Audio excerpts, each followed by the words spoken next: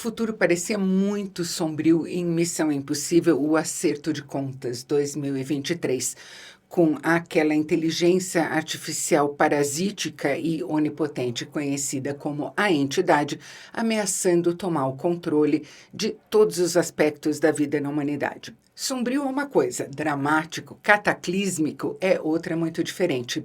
E é nesse estado de coisas que começa Missão Impossível, o Acerto Final, que é o oitavo e, teoricamente, o último filme dessa franquia que começou em 1996, sempre impulsionada pelo Tom Cruise.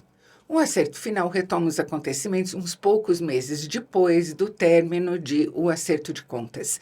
E a situação é incontornável. A entidade já assumiu o controle dos arsenais nucleares de várias das nações que têm arsenais e está prestes a completar a lista, terminando com, é claro, os Estados Unidos. O que se tem no horizonte próximo, então, é um evento de extinção.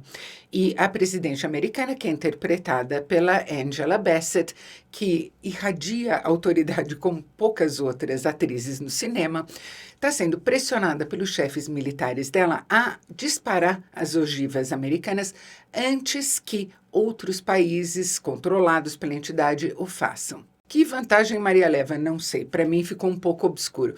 Mas o fato é que o único homem capaz de deter esse desdobramento dos acontecimentos é, adivinhem, Ethan Hunt, o protagonista interpretado pelo Tom Cruise. Primeiro, claro, ele vai ter que driblar as próprias autoridades americanas, já que ele está sendo caçado por elas. E é claro, isso vai exigir também que o Ethan Hunt faça aquelas coisas que só o Tom Cruise faz. Ele é meio pastel, né? Falo isso com o maior respeito e admiração. Por exemplo, perseguir um monomotor pendurado de outro monomotor, dando rasantes em um cânion na África do Sul, correndo muito, porque o Tom Cruise nunca pode deixar de correr nos filmes. E na sequência mais legal de todas do filme, para mim, ele vai ter que sair de um submarino lá no fundo do mar de Barents, nas imediações do Círculo Ártico, desviar de um outro mega submarino e entrar no terceiro, aquele que afundou lá no começo do filme anterior, para resgatar de lá de dentro algo essencial. Pessoal, do gelo de Svalbard, que fica lá pertinho do Polo Norte, ao friozinho típico da Inglaterra, e o sol da África do Sul, o Tom Cruise passa por todo tipo de clima em Missão Impossível. E do jeito que a gente vê na tela, parece que é quase sem escalas. Como fazer a mala para um itinerário desses? Minha sugestão é uma tech t-shirt long sleeve da Insider, como essa que eu estou usando. Ela cobre sem pesar e sem fazer volume, ou seja, é muito fácil acrescentar outras camadas à roupa sem ficar deselegante. Ela é super confortável, versátil e vai bem em qualquer ocasião. Então você pode atravessar Londres correndo ou se pendurar de um monomotor sem perder a liberdade de movimentos e sempre saindo bem na foto. E ela é fácil de lavar e de desamassar. E melhor ainda, ela está com desconto no site da Insider e você pode somar o abatimento aos 15% de desconto que o cupom Boscov te dá. Mas a promoção é por tempo limitado, então faça como Tom Cruise e corra. E agora de volta à resenha. A extravagância da ação e principalmente a escalada da extravagância da ação foi sempre a marca registrada de Missão Impossível. Mas eu acho que principalmente desde que o Christopher McQuarrie assumiu a direção e o roteiro da série com Nação Secreta lá em 2015, a coisa ganhou outra dimensão. Eu acho que na maneira como ele orquestra as coisas, não só as sequências de ação em si, mas na maneira como ele articula elas com toda a trama, o Christopher McQuarrie deu para a série uma coisa meio de velha Hollywood, uma engenhosidade e uma elegância que vem de outros tempos, mas que estão lapidadas aqui para os dias de hoje. E a graça mesmo de Missão Impossível, para mim, está nessa articulação entre ação e trama. Trama, lógico, implica personagens. E não só os personagens são muito bem desenhados, tanto os que vêm acompanhando o Ethan desde muito tempo, mas também aqueles que surgem a cada filme, às vezes continuam, às vezes saem de cena, mas super bem escalados todos, com diálogos ótimos entre eles. E com uma confiança muito salutar na capacidade da plateia de acompanhar tudo que está acontecendo no enredo. É claro que em todos esses momentos o Ethan Hunt vai poder contar com as pessoas que sempre fizeram parte do círculo dele, como o Ving Rhames e o Simon Pegg. Naturalmente estão de volta também a Hayley Atwell, um charme de atriz sempre, como aquela ladra que entrou no filme anterior e agora está cada vez melhor de combate, e o Esai Morales no papel do vilão tão embriagado pelo poder que a entidade deu a ele, que ele agora quer passar ele a controlá-la.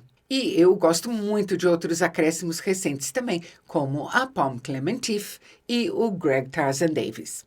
E com algumas participações especiais nesse filme saborosíssimas. Por exemplo, a da Hannah Waddingham como uma almirante, e brilhando, mas brilhando mesmo, de novo, como na segunda temporada de Ruptura, agora o Tramell Tillman, o Mr. Milchick. Aliás, depois da resenha, no final desse vídeo, tem as entrevistas curtinhas que eu fiz com o Esai Morales, encantador, a Hayley Atwell, a Angela Bassett e a Klementieff, o Simon Pegg e o Greg Tarzan Davis. Mas o lance mais gostoso é a maneira como esse filme recupera um personagem pequeno lá do primeiro filme de 1996 e coloca ele no centro da trama. Só uma dica, o Ethan Hunt vai encontrar esse personagem exatamente no lugar em que o chefe dele, bravíssimo lá no primeiro filme, disse que ele seria mandado. Nação Secreta e Efeito Fallout são para mim o auge de Missão Impossível.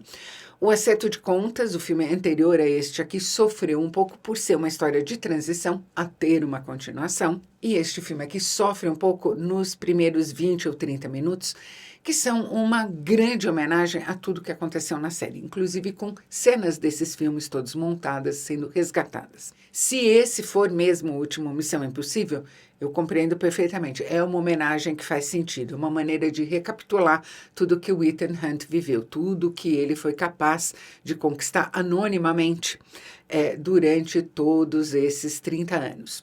Mas não há dúvida que emperra um pouco o começo. Agora, quando o acerto final pega um embalo, aí ele pega mesmo. Aí o filme, que é longo, passa voando, literalmente. Mas eu saí do cinema um pouco melancólica, porque me ocorreu que esse é o fim mesmo de uma era. A era das séries de ação com uma ambição maior. Bourne não tem mais. 007 acabou a fase do Daniel Craig, sabe-se lá o que vem pela frente, agora que a Barbara Broccoli, que defendeu a série com unhas e dentes durante todos os últimos anos, não é mais dona da marca. E para todos os efeitos, Missão Impossível também está se encerrando. Tem outras séries muito legais de ação, como John Wick? Tem, mas a pegada é muito diferente.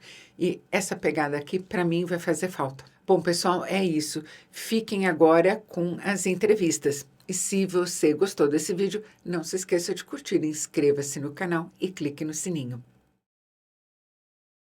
Isabela, beleza sem mistura. Pura. Beleza pura sem Wow! mistura.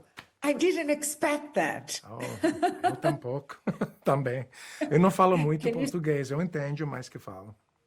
Mas que surpresa boa! Eu Tô tenho encantada. família em Minas Gerais. Ah, não diga. Ah. Eu amo Minas Gerais. Eu sou de São Paulo, Ah, que bom. mas eu adoro Minas Gerais. Em que lugar de Minas? Oh, Coronel Fabriciano. I know the place. Minha I filha, know. seu mamãe, é mineira. Queijo mineiro, Que- comida mineira. Beleza. Pão de queijo. Pão de queijo, melhor. Cafezinho, pão de queijo. Também. É cinema também, muitas pessoas amam. Well, I'll stick to English right now to not make mistakes. But many fans in Brazil. I was surprised just how lovely and how dedicated Brazilian fans are. They are very dedicated. I yeah. don't think you find more dedicated fans anywhere. Incrível. Yes. Incrível. But I'm delighted to hear you speaking Portuguese, Esai. Obrigado. I'm really delighted. It's lovely to hear that. And I'm very happy that you know Brazil and you know so many typical things of Brazil. I don't know it enough. I've never been to Rio. I've never been to so many places I'd love to go. Florianópolis, Bahia. Many places. I mean, Brazil Highways, is a water. subcontinent, to be honest with you. Yes, it's very large. I don't know the whole of it, and I've been traveling all over Brazil since I was little, and there's so much to know. But I can't stop smiling at you because Surprise. that was really Sorpresa. lovely. By the way, the countryside, South Africa is such a beautiful place, also very reminiscent of Brazil. Hopefully one day I'll get to work on in such a beautiful country that has a spiritual I've never quality, been. just like we got from South Africa in the sequence that is shot there. It is amazing. Have you seen the film?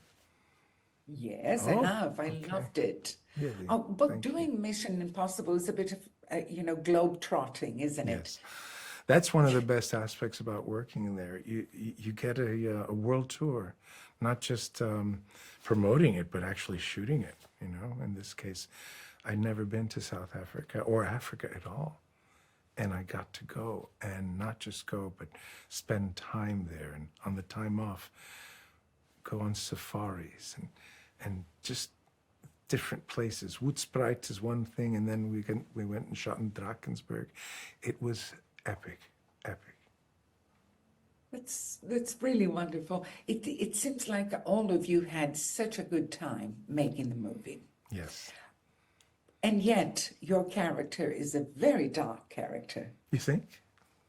I think so. Don't you? Well, I don't. I play him. If I may reveal a little bit, my character's the hero of his movie. In a sense, yes. In a sense, We all yes. have different films playing in our heads. And I find as an individual that most people misinterpret each other. And to play a character like this, more than one dimension or two, you have to find the hurt, you have to find the pain that they are addressing in their lives. Because most of us are reacting to so much that has happened to us. And unfortunately, we don't all react in evolved or divine ways. Very rarely, indeed, we do. So yes. We tend to, I don't know, maybe listen to our lesser angels and not to our better angels. Very well put. Yes. So when a character is such a cipher like this, how do you build it? They're telling me to wrap it up, but... How do you build it? Carefully, passionately, deeply. You borrow from your life whatever really you can apply. And then you let the better angels of filmmaking take over. Okay, thank you. Hello, Hayley. How are you? I'm very good. Nice to meet you. Nice to meet you too, and thank you for taking the time. My pleasure. No, Hayley, when the going was really getting good, they pulled the plug on the MI group. So how do you feel about it? In what way? How do you mean? You mean the final I mean film? that you've made 2 movies, which must have been a great experience, and now no more Mission Impossible. So how do you Yeah. feel about I it? think it's a really satisfying film because of the ambition is really the accumulation of all the missions that have gone before it. And so Tom and McHugh are always looking to better what they've done before. And so with this film, there is also the sense of satisfaction and closure of certain storylines and certain characters have brought back from the previous ones. And so there is a nod and a homage to the entire franchise in its history. And so there's a real feeling of, just like it's kind of perfect. Like the things that happen, you feel like, oh yeah, that has to happen in order to have that sense of real kind of final deliverance of the whole piece. What are you going to miss the most about doing Mission Impossible? I think I will. It's not so much miss because I feel like everything that I've experienced that I love, I'll take with me. I loved working at the Arctic and having the experience of being there in that environment. I would never have had it not been with this group of people being able to accommodate us all being there. and to live on an icebreaker ship with the team and play cards at night time, and a scene being interrupted so we could let a polar bear pass across the set, and driving to the set in a skidoo in the mornings, working with a dog sled team. These are the sort of things that you find yourself kind of never dreaming about, never fantasizing that could ever be a reality. So those are the kind of the memories I'll take with me. That must be amazing, really. Yeah. And Hayley, even in the Marvelverse, you'd never done action at such an intense level as you have in Mission Impossible. Was it more painful or fun to do it? I trained full time for the first 5 months. That was my job, 5 days a week with the Wade Eastwood and Sam Eastwood, brilliant stunt, married couple, and the whole training was bespoke. So even when I had the audition initially, there was a chemistry read with Tom, there was and McHugh, and that was a lot about sort of working out different interpretations of a character. And they'd said to me that we are not looking for someone to fit this character because there isn't one. We haven't invented them yet. We're looking for the actor we want to work with, and then we will create the character and the physicality based on who that person is. So my stunt audition with Wade and Sam was also discovering where my natural skills were, how my body liked to move, how fast I was able to learn a choreographed fight sequence. And then the training was exploring all of that. So I discovered I loved drifting in a car, that I was a competent runner, that I was good at sleight of hand. I was much quicker learning the fight sequences if I had a prop. So she quickly became a thief. And for me, it's a sense of like physical intelligence. It was about mobility and being dynamic and creating an understanding of how to anatomically move my body to keep me safe, but also to be doing things repetitively and from different angles, so that I also was working on kind of characterization through the physicality. So that was an incredible education, and something that, again, I've sort of maintained in my life because I find it so interesting how the body and what it does in space can convey emotion to the audience. I think about the way that Tom runs, and he runs with every cell in his body. So it's not just, we're looking at a fit man running fast. We feel his need to get to, that he has to get to where he wants to get to. Well, it must be an amazing experience all round. Hayley, it's been a pleasure talking to you. Thank you. And you are a wonderful actress. I'm always watching your films and series and movies, and it's great to see you. Thank you so much. Lovely to meet you. Lovely to meet you too. Bye-bye. Bye. Hello, guys. How are you? Hi, good. How are you? I'm great. Such a pleasure to talk to the three of you. Obrigado. You're enjoying each other's company a bit longer after, Mission Impossible's wrapped. Yeah. Yes, I yeah. mean, we love each other, thank goodness. This is what we've been. It's kind of weird because we've been looking forward to it, but there's an end in sight now, which is kind of, Yeah, it's a little bit bittersweet. It's weird. Yes, I suppose so. What's it like to be in the Cruiseverse? In the You cruise, are what? In a veterans of Cruiseverse, the like the- Marvelverse, Oh, the cruise verse. Star Wars, Star Trek, and now the Cruiseverse. So what's it like there? Insane. I've been in the Cruiseverse for 20 years. You know, it's. Yeah. I joined the Cruiseverse before I joined, Star Trek or Star Wars, and it's kind of like home. It feels very comfortable and something that I'm very grateful for and very happy to be part of. It's insane. Simon, you were kind of the EGOT of franchises because Star Trek, Star Wars, and I know, I'm Mission such a whore. Impossible. Which franchise do you need next? I've never done. I quite like to be in John Wick. Oh, yeah. Oh, yeah. Love the movie. That's something to look forward to. I quite like to be in John Wick. You're ready. Now, when you look back on the shoot of The Final Reckoning, I don't know, 10 years from now, what is it, what's going to be your most lasting memory of it? I'll let you take. Well, you know, the reason it's hard to answer that is because there's like a catalogue of memories to try and pick from, you know. It was such a memorable shoot. These two films together, from getting together in Norway in September of 2020 to wrapping, you know, not that long ago this year, you know. Yeah, because we have a lot of memories on set and also off set, and everything is kind of like mixed together. You know, it's like such a unbelievable experience, and we spent so many years together. Yeah. I mean, just It's think about it's a very special one. the time we spent in the trailer together just talking for hours. The times we were in Venice having movie nights, you know. Yeah, lying on the floor of the Just ship. getting our little sleeping bags after taking a shower from a long day. We would just go in the room. Oh yeah, in Venice and in Norway. And in Norway, we did it the together. Hurtigruten. It's just we have so many memories together. This for me personally, this has taken up so much of my life in the best way possible of my career. And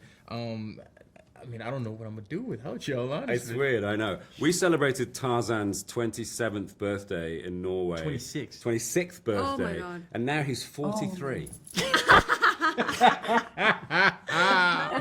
I had a lot of birthdays on this film, so that tells you how much we've been together. Do you have any other projects lined up with Tom that you might talk about? I would love to have Edge of Tomorrow lined up with him. So Oh my god, it would be so fun. He's putting it out there. I'm just since you asked. I mean, He's manifesting. let's repeat. I would be happy to work with Tom, you know, anytime. It's always fun. But we'll see, you know. He's a busy boy. Yeah. I mean, I would love to go to Yeah. space, but like he told me that it was a very expensive kind of like +1, so it was like, okay, forget it. Maybe we'll find something else. No, Tarzan, you've been in Top Gun and Mission Impossible. Where is he more intense? Where is he more In intense? each of those two? He brings the same intensity to all of his projects. Now that I've worked with him on two different film franchises, and that's why these movies are so great, because he cares so much about the product. He cares so much about the audience and what we're putting out there for them to enjoy. It's pretty cool to see, you know, the guy in this arena and then him in another arena. That's cool. It was cool. Great. Now, guys, it's such a pleasure talking to the three of you. I love your character, Pom. Thank and, you. I loved your character in Guardians of the Galaxy. You were Oh, my very favorite. different. He's very lovable. Sleep.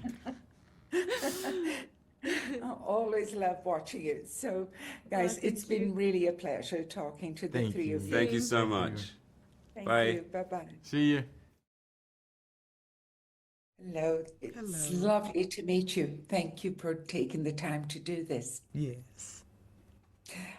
Angela, you are no stranger to playing authoritative characters, such as the one you play in this movie. Do you think this is something that comes to you naturally? Are you authoritative in your personal life as well? I think it's more of an air. Not so much in regular life. I try to be from time to time, but it's not 24/7, that's for sure. No, Angela, what do you think of being in the Cruiseverse for the first time? Yeah, it's been quite wonderful, you know, and come Christmas time, you get a delicious cake on top of it. So yeah, it's very sweet. So is it true? Does he send cakes for Christmas? Oh yes, yes, friends. right. Oh. He does indeed. And they Such a all have a lovely beautiful gesture. little ornament, you know, on the front of it. So I've kept the ornaments. And this past Christmas, I could almost just put those and only those on my tree, which, you know, I can count how many cakes I've received over the years. I don't need any other ornaments. That's really lovely. Now, Angela, I imagine there must be something bittersweet about playing this character at this moment in time. Did you make any correlations as you were on set? No, not during the not at the moment. I not so much. You know, I just try to be in the moment of the character and the situation there. You know, of course, we're very aware of what we've not been able to accomplish, in America in terms of that particular leadership position.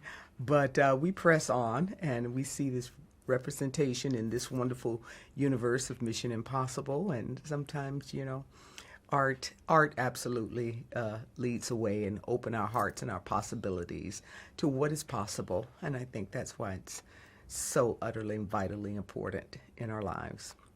It is inspiring, isn't it? To something to look forward to. Are you planning to work with Tom again? Are you going to be in any other projects? Because he's a very, very loyal friend and producer, isn't he? Yes, he is.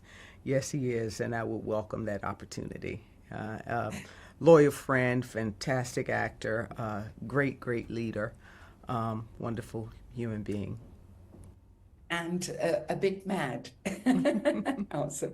Were you present when he was doing those very, very, very daring stunts? It's probably a good thing that I wasn't, because I might have, not been able to hold my gasp, and having quiet on the set is very important to the sound department when we're filming. And seeing it later on screen, you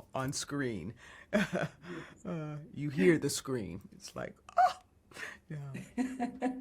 He just have to do it over. I don't want him to do it over. It's unbelievable. It's really unbelievable. Yes, it is. No, Angela, it's been a privilege talking to you. Thank you so much. Thank you.